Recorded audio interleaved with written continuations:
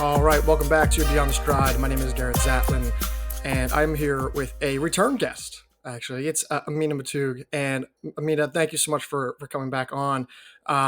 We're talking about your big transfer that happened recently. You recently just left Duke to go to Washington as a graduate transfer. Does it any sense of relief now that the whole process is over? Yes, definitely. It was a pretty stressful just having to decide, and it was really exciting to have so many opportunities and talk to so many great schools and programs. But it was definitely stressful thinking like, okay, I don't know where I'm gonna be.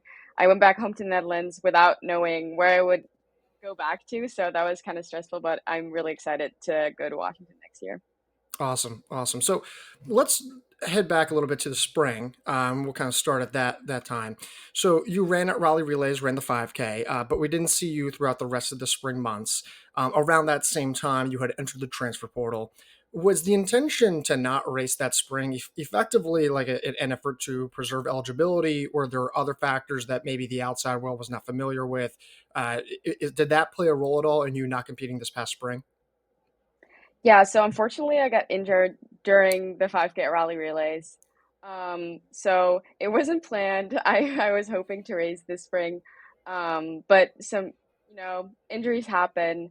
It obviously was unfortunate, but it did give me the time to kind of really sit down and think about what I wanted to do for the upcoming year and have the time to just be very intentional about what I wanted to do and where I wanted to run.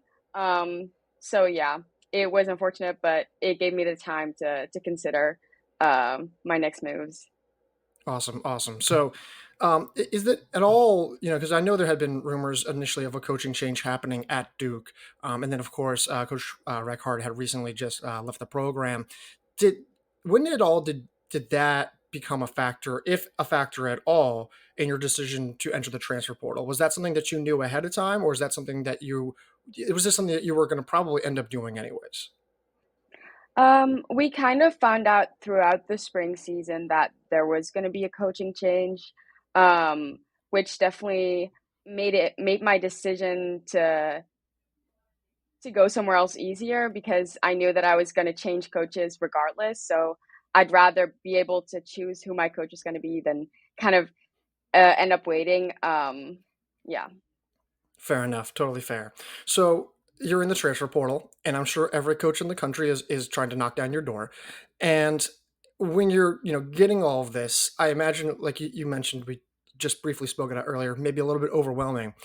Who were the schools that you ultimately narrowed down to? Was there a top five, a top three that you said like these are the schools I'm looking at? Obviously, Washington was one of them. Are you able to tell us any of the other schools who you were interested in? Um, yeah, I think I was very fortunate to have a lot of opportunities to talk to coaches and programs. And I know there are a lot of great coaches out there and a lot of awesome teams. So it was definitely, it was overwhelming, but also kind of exciting to know that I had a lot of opportunities. Um, so a couple of schools I talked to was NC State, which I think Coach Hennes is amazing and their team is awesome. Another school I talked to was Oregon, which also is an amazing program and their team is really cool. And Coach Lane Flanagan is incredible. One of the other schools I talked to was Georgetown, which also has a great program and a great team.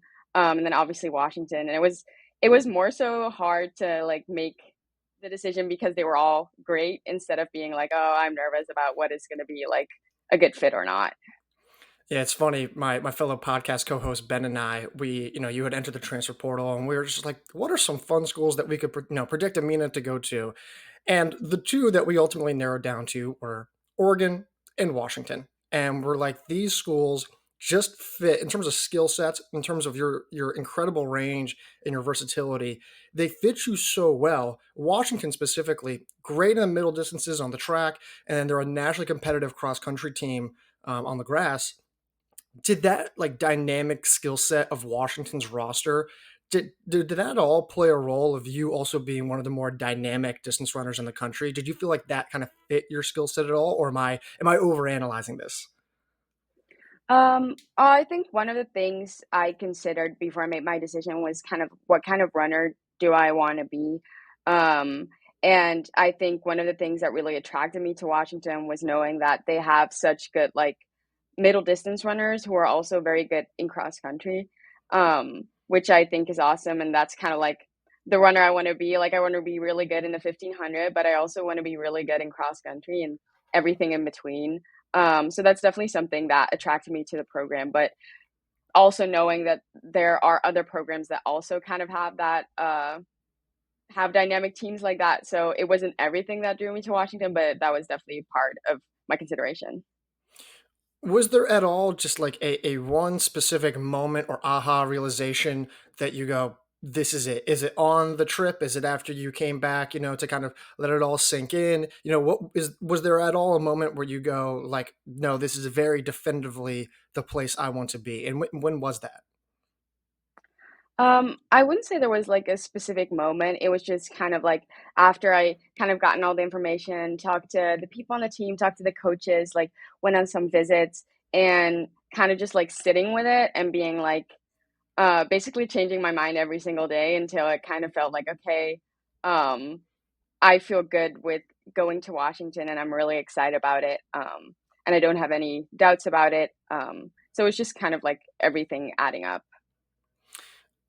In terms of Washington's roster, obviously incredibly talented. But what the also interesting factor is that they're very open to kind of bringing in international names like yourself. You're from the Netherlands. Sophie O'Sullivan. I know she's from overseas. Carly Thomas, who's just graduated. She's Aussie. So the list goes on and on and on. Did that international presence at all kind of make you feel like, oh, there's a little bit more, like a comfort there? Like there are other girls kind of going through the same collegiate experience that maybe you are? Yeah, I think definitely, not only the idea that you're having a similar experience, but also kind of the way you want your season to be set up and what kind of races you want to do and what other considerations you have beside the NCAA. And then also kind of the experience piece where it's just fun to relate to other people that are also international and are in a different country and are far away from home. Yeah. Um, so I can't help but look towards what this next year is going to look like for you. I mean, you are one of the single best cross country runners in the nation. You're one of the best track runners in the nation. And what Washington is able to do this fall could be really dangerous. They return three women who were top 60 at the NCAA XA championships. You were obviously top 10 yourself. And actually, you guys also added Samantha Tran from Michigan. She's been a two-time top 100 finisher at the national meet. I know it's still new. I don't even know if you're in Seattle yet. I imagine not. But what's the kind of like energy right now about what Washington can be? It feels like the title race is a little bit more wide open than it's been. The podium seems like more than reasonable. A possibility for you guys this fall.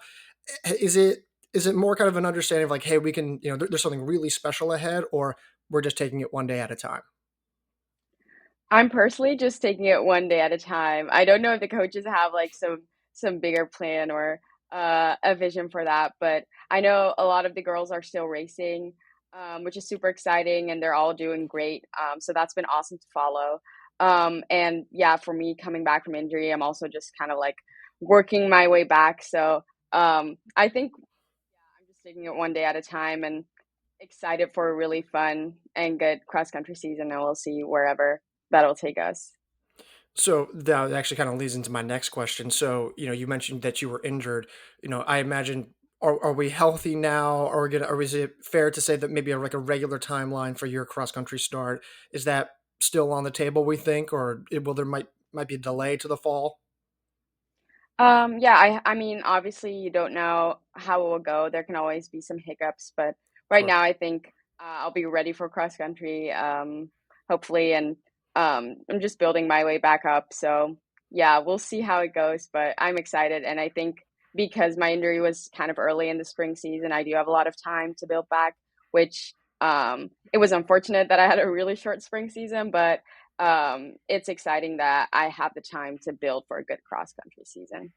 Awesome. Well, I can tell you this: we are all very excited to see not just what you do, but what Washington as a whole does later this fall, and of course into the winter, especially with the potential DMR lineups that you guys could have. That'd be very, very scary.